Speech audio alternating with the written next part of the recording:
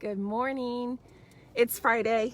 I don't know if anybody else thinks, thank goodness it's Friday, but I sure think, thank goodness it's Friday.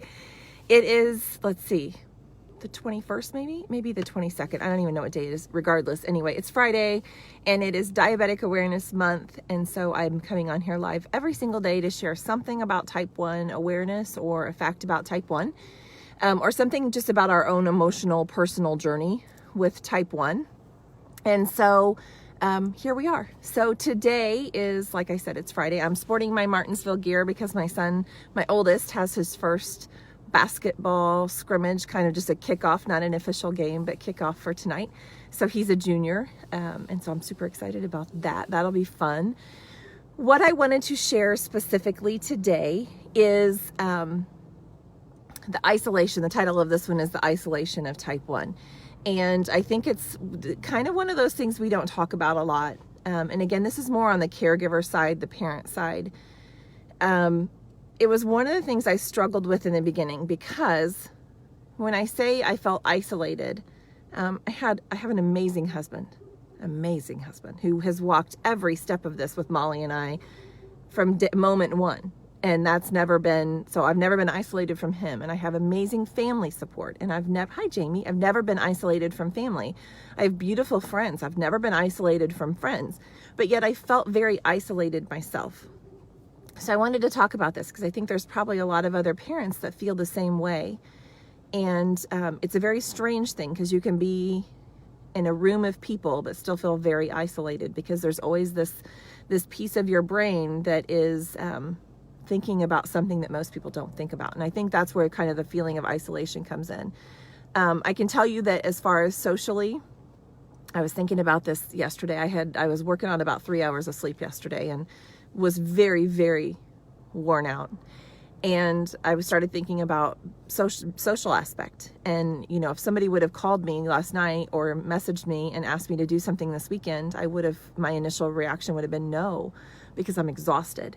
And so sometimes I think we isolate ourselves, not intentionally, but I think out of sheer exhaustion, when we think about having time, like if I could go out with friends or sleep, not that I don't love my friends, but that sleep seems like it's more necessary, not more valuable, but more necessary in the moment. So we kind of isolate ourselves sometimes because free time to us can equal sleep or rest or rejuvenation.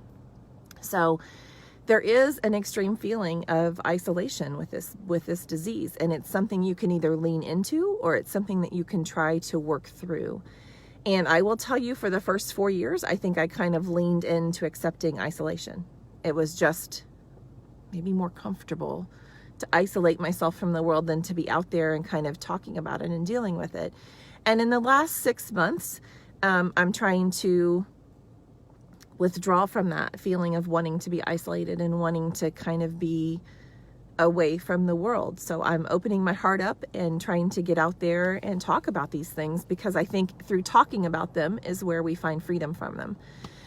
But it can be a very isolating thing. And I think our kids sometimes probably feel very isolated because they're sitting in a classroom of kids that are functioning, that don't have to think about the separate thing they have to think about. So I think even if they're not isolated, they might feel isolated because they feel different. And I think that's where a lot of that comes in. So that's, I think, some of the emotional trauma of type 1 comes from that feeling of, you know, if you've had something major happen in your life, a death of somebody that you love, a divorce, it feels like your world stops spinning and the rest of the world's continuing on. And there's moments you look around and you think, how is the world going on like normal? Nothing is normal. Nothing's the same. Well, it is for them, but it isn't for us. And so it feels very isolating that your world feels like it's not the same, but everybody else's is. So you feel like nobody's remembering, you know, where you are or what you're dealing with. And that's not the reality of it. People do think about it. It's just the reality we give ourselves. It is a struggle. It's a struggle. It's a battle. So I think part of our job as parents is to lean into that feeling and recognize it and then try to help ourselves out of it.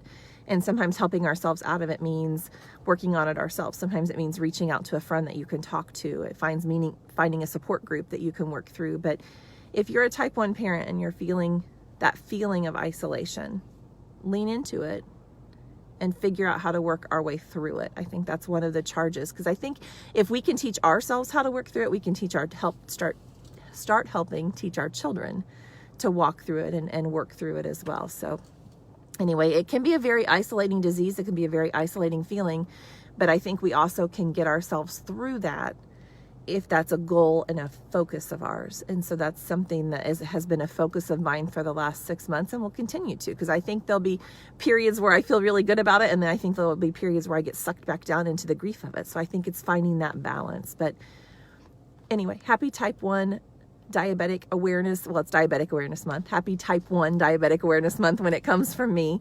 Tomorrow is Saturday, and I actually have something I'm excited to share with you tomorrow. And it's a lamp in Molly's room that is full of test strips. And I'm going to let you know how many test strips, estimate how many test strips are in there. She's been using this lamp about 3.5 years. And I think you'll be shocked at the amount of test strips, because each one of those test strips means a blood sugar check, means a finger prick. And so I will share that with you tomorrow. But until then, please fight with us until type 1 is type none. That is my goal in sharing. That is my goal in opening up my life and my heart when it comes to type 1, is that if you will fight with us, if you will stay aware of what's happening, we have a better chance of continuing forward and finding a cure. So please fight with us until type 1 is type none, and I will see you tomorrow.